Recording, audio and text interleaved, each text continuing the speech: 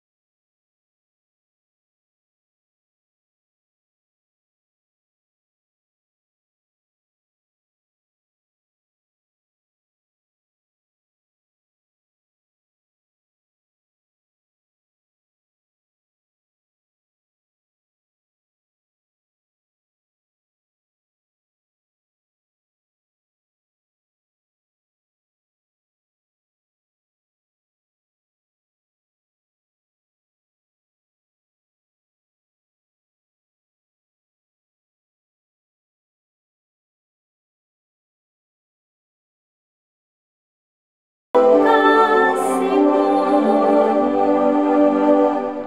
Anak-anak, saat ini kita akan berdoa. Anak-anak, Tante akan mengajak kita berdoa. Lipat tangan, tutup mata. Terima kasih Tuhan Yesus, kami bersyukur pada saat ini. Kami sebentar lagi mau ibadah. Tuhan pimpin kami, biarlah kiranya Tuhan yang selalu bersama-sama dengan kami. Pimpin ibadah kami dari awal, pertengahan, hingga nanti kami akhiri. Hanya di dalam nama Tuhan Yesus kami berdoa. Amin. Nah, sekarang kita mengingatkan kembali ayat hafalan minggu yang lalu. Anak-anak masih ingat? Semoga tidak lupa ya. Ya, terambil dari Kisah Para Rasul 1 ayat 11b. Yesus ini yang terangkat ke surga meninggalkan kamu. Kisah Para Rasul 1 ayat 11b.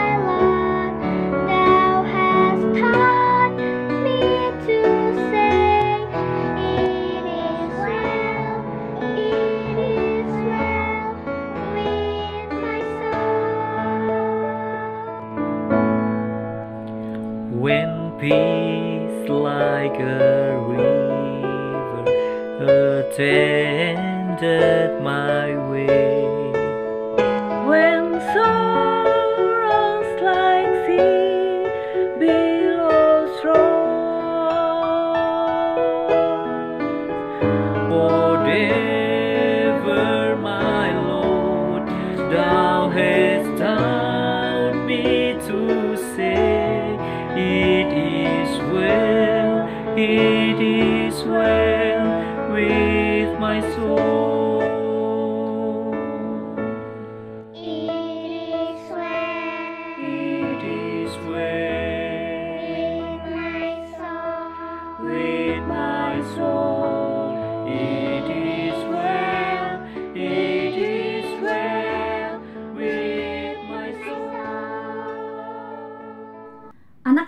saat ini kita akan menyambut firman Tuhan. Mari kita menyambut firman Tuhan ini dengan lagu Adalah Sukacita di Hatiku.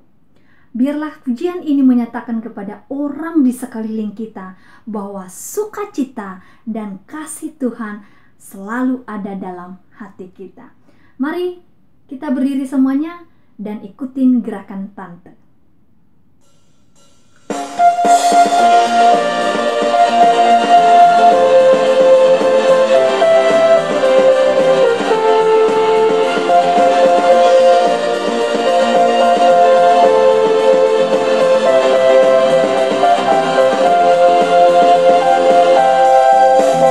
Adalah sukacita di hatiku, di hatiku, di hatiku adalah sukacita di hatiku, tetap di hatiku. Aku bersyukur, bersukacita, kasih Tuhan diam di dalamku. Aku bersyukur, bersukacita, kasih Tuhan diam di dalamku. Adalah sukacita di hatiku, di hatiku, di hatiku adalah sukacita di hatiku, tetap di hatiku. Aku bersyukur, bersukacita, kasih Tuhan diam di dalamku. Aku bersyukur, bersukacita, kasih Tuhan diam di dalamku. Kasih Tuhan diam di dalamku. Kasih Tuhan diam di dalamku. Silakan duduk. Mari kita berdoa. Terima kasih Tuhan Yesus, kami sangat bersyukur pada saat ini Engkau sudah menolong kami dari awal ibadah kami hingga pada saat ini. Kami mau mendengarkan firman Tuhan dan kiranya Tuhan memberkati kami. Berkati anak-anak yang saat ini sedang berada di rumah, kiranya Tuhan memberikan mereka kesehatan, kekuatan, sehingga anak-anak juga dapat mendengarkan firman Tuhan dengan baik. Terlebih juga hamba-Mu yang akan menyampaikan firman Tuhan, Tuhan tolong. Inilah ibadah kami ya Tuhan, dan pemberitaan firman Tuhan kami serahkan di dalam tangan-Mu. Di dalam nama Tuhan Yesus kami berdoa. Amin. Nah, anak-anak, saat ini di sini tante sudah menyiapkan satu benda.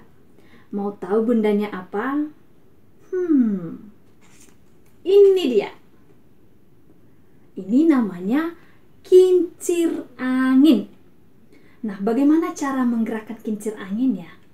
Agar bergerak seperti ini. Kita coba ya. Hop. Sekali lagi. Wow. Anak-anak harus tahu dan mengetahui kalau yang dapat menggerakkan kincir angin ini agar berputar adalah angin. Walaupun kita tidak dapat melihat anginnya, tapi kita dapat merasakannya. Kita coba lagi ya. Selain dari itu, di sini tante sudah menyiapkan satu benda lagi, yaitu ada di sini lilin dan korek api. Yuk anak-anak, kita menyalakan lilinnya ya. Wow, menyala. Tapi jika anak-anak memegang lilin atau api, harus dalam pengawasan papa mama. Karena kenapa? Bisa berbahaya. Anak-anak juga harus tahu loh, kalau api itu sangat banyak kegunaannya dalam kehidupan manusia. Salah satunya kegunaan api adalah memasak makanan kita, kemudian memasak air, lalu memberikan kita cahaya pada saat kita dalam kegelapan. Tetapi tidak hanya itu anak-anak, masih banyak kegunaan lainnya yang membutuhkan api. Nanti anak-anak bisa menanyakan kepada Bapak Mama di rumah. Kegunaan api yang lainnya nanti ditanya sama Papa Mama ya. Oke? Lalu menurut anak-anak, siapakah yang menciptakan angin dan api? Jawabannya adalah Tuhan. Tuhan yang menciptakan angin dan api. Tuhan juga dapat menggunakan angin dan api untuk melakukan apa yang Dia kehendaki. Anak-anak, saat ini mari kita membuka Alkitab kita dari Kisah Para Rasul pasal 1 ayat 11 dan dilanjutkan dengan Kisah Para Rasul pasal 2 ayat 1 sampai 4. Bagi anak-anak yang sudah menyiapkan Alkitabnya, mari kita membuka Alkitab kita sesuai dengan alamat tersebut. Kita membaca Kisah Para Rasul pasal 1 ayat 11. Demikian firman Tuhan. Dan berkata kepada mereka, "Hai orang-orang Galilea, mengapakah kamu berdiri melihat ke langit? Yesus ini yang terangkat ke surga, meninggalkan kamu, akan datang kembali dengan cara yang sama, seperti kamu melihat Dia naik ke surga." Kisah Para Rasul pasal 2 ayat 1 sampai 4. Ketika tiba hari Pentakosta, semua orang percaya berkumpul di satu tempat. Tiba-tiba turunlah dari langit suatu bunyi seperti tiupan angin yang keras yang memenuhi seluruh rumah di mana mereka duduk. Dan tampaklah kepada mereka lidah-lidah seperti nyala api yang bertebaran dalam dan hinggap pada mereka masing-masing. Maka penuhlah mereka dengan Roh Kudus. Lalu mereka mulai berkata-kata dalam bahasa-bahasa lain seperti yang diberikan oleh Roh itu kepada mereka untuk mengatakannya. Demikian firman Tuhan anak-anak. Mari dengarkan tante dan biarkan Alkitabnya terbuka. Yesus mati di kayu salib, dikubur, kemudian Dia bangkit. Lalu Dia menggunakan waktu bersama dengan murid-muridnya. Yesus menginginkan agar murid-muridnya mengetahui apa yang harus mereka lakukan setelah Dia kembali ke surga. Yesus memberitahu murid-muridnya bahwa Roh Kudus akan datang untuk memberi mereka kuasa. Siapakah Roh Kudus itu, anak-anak?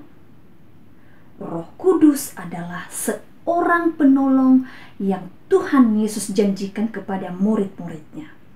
Yesus memberitahu pada murid-muridnya agar menunggu di Yerusalem untuk kedatangan Roh Kudus.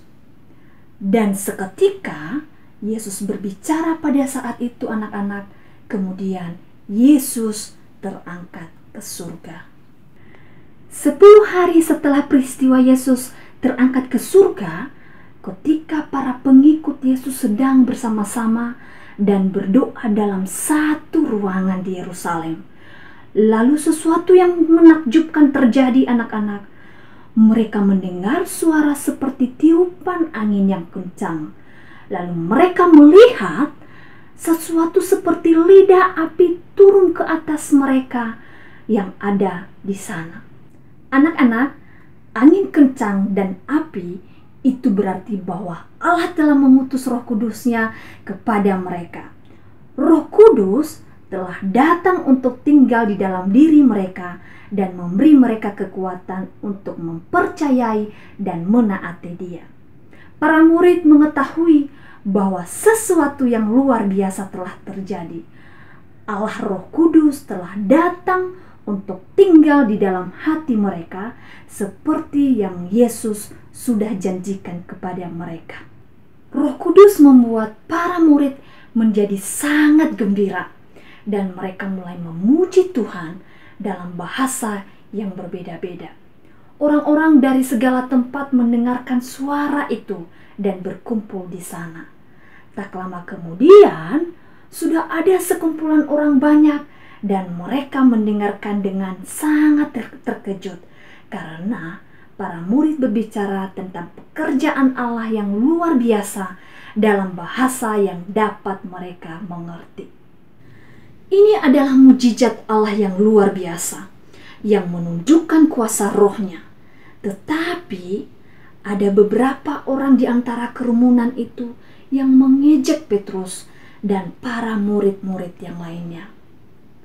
Roh Kudus yang tinggal di dalam hati Petrus menjadikan Petrus berani dan memberikan dia kekuatan. Petrus berdiri dan berkhotbah kepada 3.000 orang dan menceritakan tentang Yesus Sang Juru Selamat.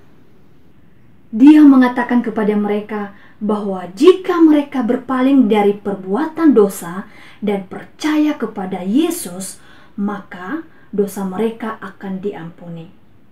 Ketika orang-orang mendengar perkataan Petrus, hati mereka menjadi gelisah. Mereka menyesali dosa-dosa mereka dan memohon kepada Allah untuk mengampuni mereka. Dan pada hari itu juga, sangat banyak orang yang percaya kepada Yesus dan menerima Roh Kudus. Nah, anak-anak, Petrus dan para murid bukanlah satu-satunya yang penuh dengan Roh Kudus.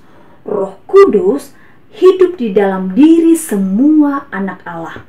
Jika anak-anak adalah milik Kristus, Roh Kudus tinggal di dalam diri anak-anak. Dia memberi kalian kekuatan yang kalian perlukan untuk mengasihi Allah, untuk melakukan apa yang Dia katakan dan melayani Dia. Anak-anak harus mengucap syukur kepada Allah karena telah mengutus Roh Kudus tinggal di dalam hati anak-anak. Anak-anak, hari ini ayat hafalan kita terambil dari Kisah Para Rasul 1 ayat 8a. Demikian bunyinya.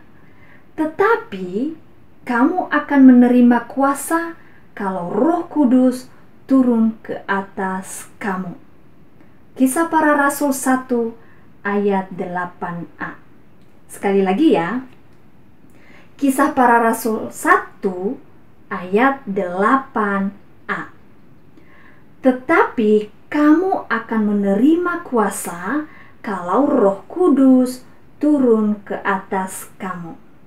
Kisah Para Rasul 1 ayat 8a. Ini adalah janji yang Yesus katakan kepada murid-muridnya. Dan hari ini kita belajar bahwa setelah Yesus naik ke surga, Roh Kudus turun. Dia turun ke atas Petrus dan para pengikut Yesus. Dia memberi Petrus kuasa untuk berani dan menceritakan tentang Yesus kepada orang lain. Roh Kudus juga memberi kita kuasa untuk melayani Dia. Demikian firman Tuhan hari ini anak-anak.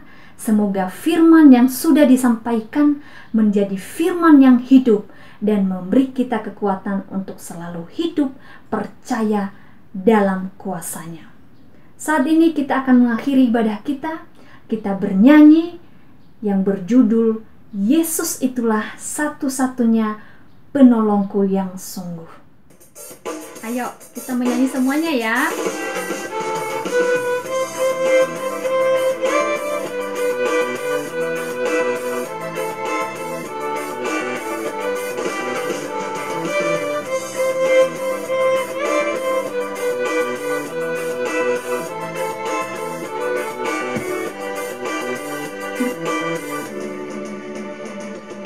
Yesus itulah satu-satunya penolongku yang sungguh.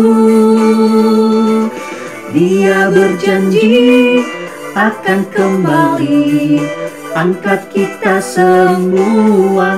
Oh, oh, oh, haleluya, puji Tuhan, upahmu besar di surga. Oh, oh, oh, haleluya, puji Tuhan, upahmu besar di surga.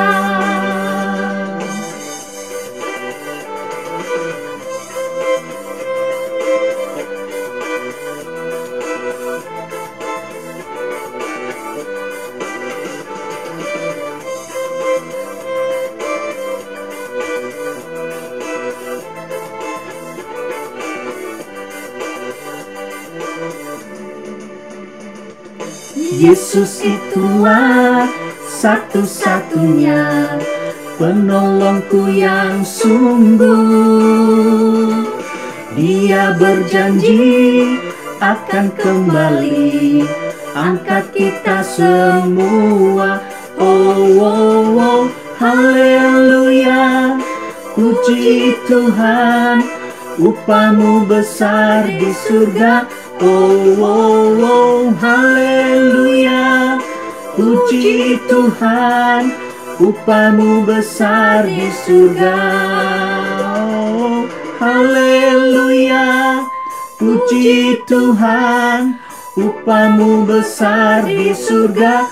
Oh, oh, oh, haleluya. Puji Tuhan, upahmu besar di surga.